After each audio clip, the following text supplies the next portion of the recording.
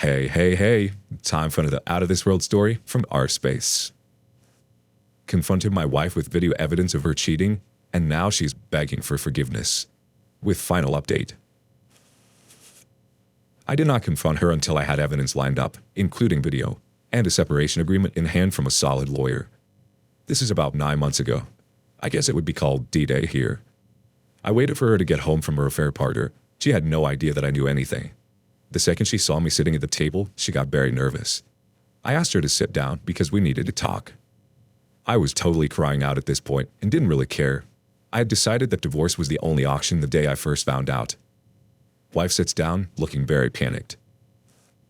You're scaring me. What is this about? I am not here to discuss your infidelity. I know everything. I'm here to sort out our separation and divorce. I put my wedding ring on top of the folder with the separation agreement inside and pushed it in front of her. The wife starts bawling, begging, apologizing, pleading, all the usual stuff. We get nowhere. I just toss whatever she comes up with back in her face. I love you! You hurt me the worst I have ever been hurt and sleep with other men because you love me so much. After a couple of hours, I told her to go to a hotel and that we will continue tomorrow. I tell her if she doesn't sign the separation agreement, I will tell everyone today what she has been doing. I know I signed under duress, but at the time, I just wanted to end it. She ends up signing. She leaves and I receive messages and calls all night. I answer occasionally in one short response. Mainly, I will not read this message or talk to you until tomorrow afternoon. The next day, the severity of the situation sunk in with her. She begs for another chance, marriage counseling, etc. She will do anything. I informed her that I would file on Monday and that she had 90 days to convince me that divorce is a mistake. I don't know why I offered that. I was weak. I had decided to end it, and I just folded. The next day, I had prepared a list of things she had to do. I didn't show it to her. I just told her the list existed, and unless she abided by it, we would be no contact apart from the kids, and that the divorce would be unstoppable, and I would inform everyone of what she had been doing. I also informed her that even perfect compliance was no guarantee that we would not divorce, that my trust in her at this point was below zero, and that I didn't even love her anymore. She killed what we had, and the only reason I considered reconciling and building something new was our kids. I didn't mean to say this. Again, I couldn't follow through on what I had decided to do. The list consisted of the following. No lies. She had to make a document of everything she had done with him, describe how it started, what in her mind gave her the right to do this to me, and to her own children. If she cut corners, rose-tinted anything, or omitted anything, all efforts on my part would be over. Full access to all social media, phones, computers, her salary and bank statements. She would report where she is and what she does at all times. Individual counseling for her 2 to 3 times a week until she could understand her own choices. Only later, marriage counseling. She agreed.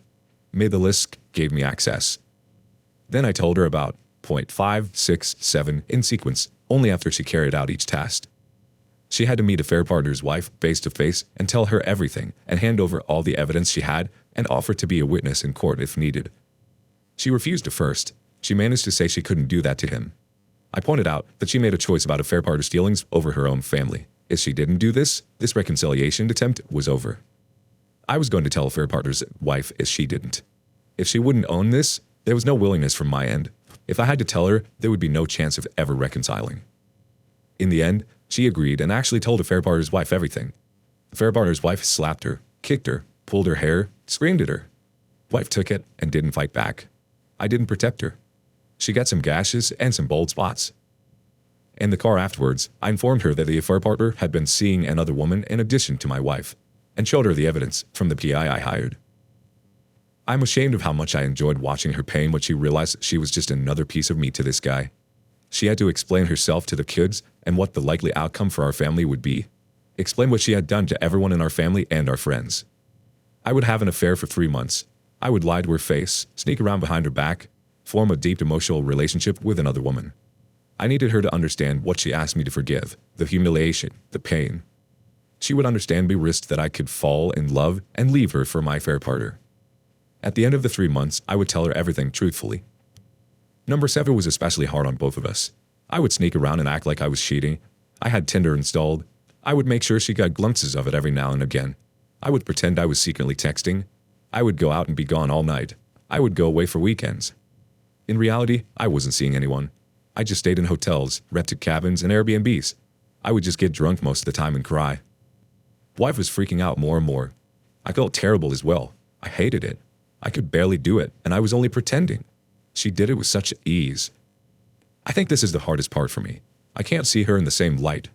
I wanted to show her what she asked me to forgive, but instead, I learned what a horrible person you have to be to do this to someone else. We are now in marriage counseling and she's making progress. Me, not so much. Some days are worse than others, I guess. For now, I keep the divorce papers on the ready. For some reason, I have not pulled the trigger. Not entirely sure if I understand why. We haven't been intimate or very close, but we are not fighting anymore, so I guess that's progress.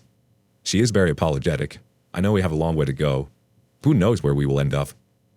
I can't get past how terrible I felt when I pretended, yet she did it with such ease. I can't see her in the positive light. I see her as a monster. I wish I ended it the first day, but now that I have dragged us both so far along, is there any way for me to move past seeing her like this? I have forgiven the rest. I just can't get past this. Update number 1. My wife and I have been up all night after I showed her the post yesterday. Here is an update and some comments and reflections. We know our chances of success is very low, and that it will probably take many years before we are past the worst of it. But we both agreed this morning that we are committed to try.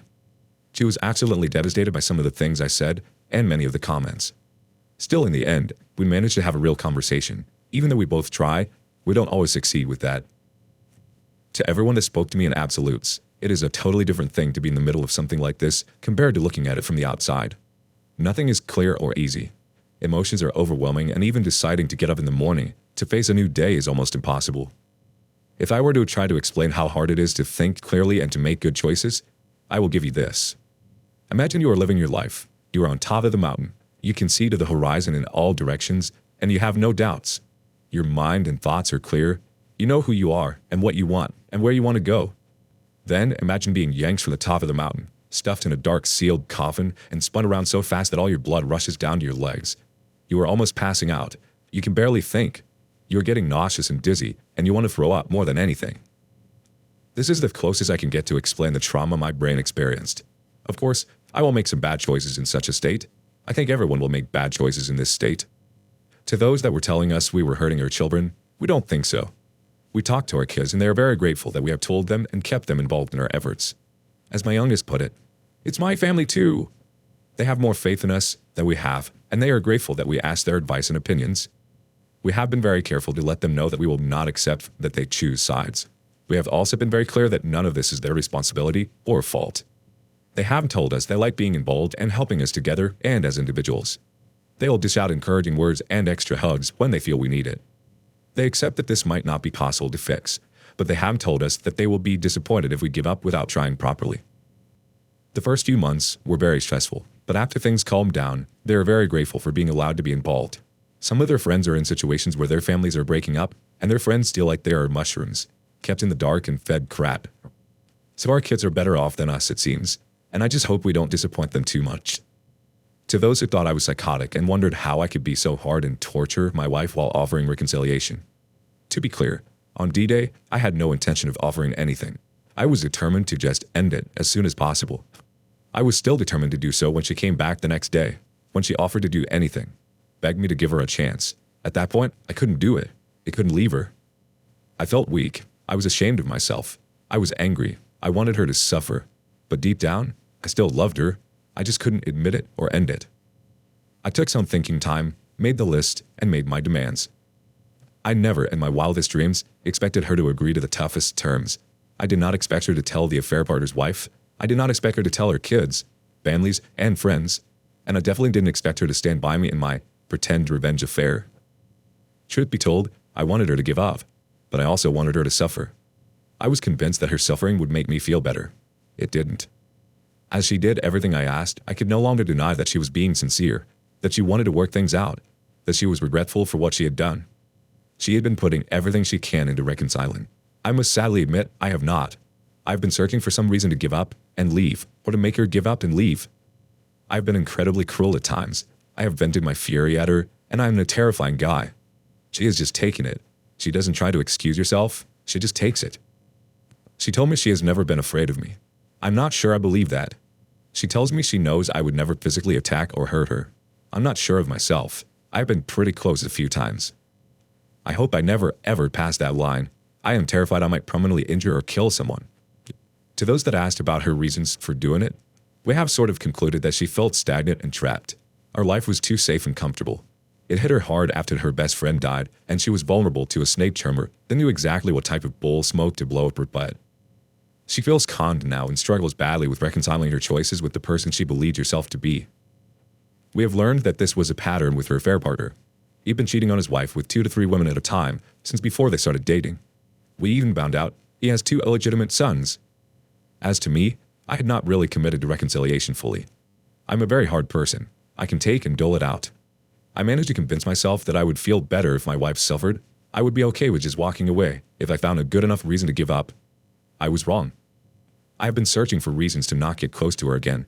I was, and I am still deeply wounded. I was scarred of letting her get close and getting hurt again. This has prevented us from making any real progress in reconciling. She has been the only one totally committed.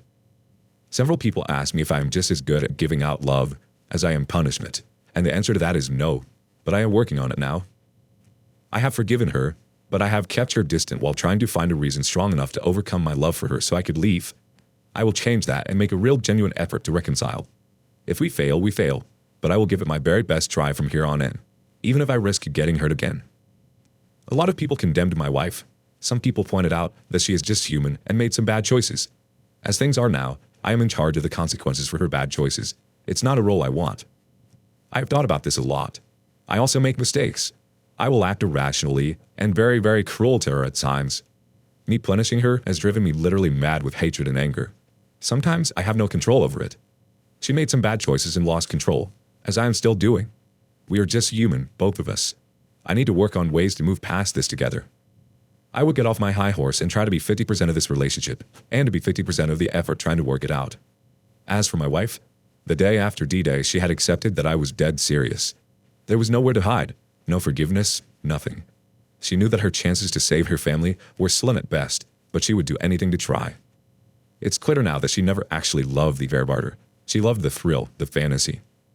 She told me she is grateful for my ironclad, rock-hard approach. It ripped her out of the affair fog, smacked some sense into her, and got her focused front and center on what was important. She also felt that her punishment was justified, and it helped her to not hate herself as much. She has thanked me so much for not letting her off the hook and pushing through. She is punishing herself harder than I ever did. She has contemplated ending herself, but she didn't do it at the time because she felt she would get off too easy. I found out that she has been harming herself since D-Day. She has beaten herself, pinched herself with pliers. I mean, the entire backside of her leg is shades of purple. It's one continuous black mark. This is of course not helpful. We have agreed to focus on her forgiving herself. We cannot heal unless that happens. In a way, it's strange. Now that she just wants to punish herself, she has lost all the traits that I fall in love with in the first place. Her humor, smile, well-thought-out opinions, self-esteem, her loving patience, etc. I don't think it's helpful for me redeveloping any feelings towards her when her punishing herself suppresses the buried things I loved about her, the reasons I got together with her and married her in the first place. So all in all, we have made some progress thanks to all the helpful strangers on the internet. We have a long way to go, but we have identified some big hurdles to get past. We actually slept in the same bed for the first time since D-Day, so there is that. It was nice to sleep next to her again. I still love her, and I kind of hate myself for it. But then, I think about my kids and it gives me strength to keep at it. We will try to create something new since the old relationship is gone at this point. Final update. We were doing well in reconciliation. My wife did pretty much everything right from her end. She struggles to forgive herself. Basically, she hates her own guts. On the other hand, I managed to suppress my feelings for a while. And this is the problem. Run under the surface. My feelings were still boiling. Emasculation, betrayal, lies, humiliation, anger, all the boiling right under the surface. As a result, I reverted back to being mean, vindictive, and angry. And I don't want to be that guy anymore. So we have separated to get some space. We will try to get back to trying reconciliation later for the sake of the kids. So that's the status. Sometimes it's not possible to put Humpty Dumpty back together again. I'm not hopeful that we will make it in the end. One thought from OK Ostrich 2892. Maybe it is time to let go. This is not healthy. Please do not stay for the kids. Children are smart and will notice everything around them as they grow up. I'm sure they will prefer parents who are separated and happy than parents who stay together and feel the air of being forced or self-hatred. The past cannot be changed, just the future. Do you really want to put the kids 2 years of on and off relationship with both parents, or feel the hostility to each other or themselves every time the memory of the betrayal arises? Please, for the sake of everyone's sanity, the best thing to do sometimes is to let go. Build a good co-parenting system and let the kids know that they're still loved. I am so sorry about this, and I know you and the kids never deserved any of this.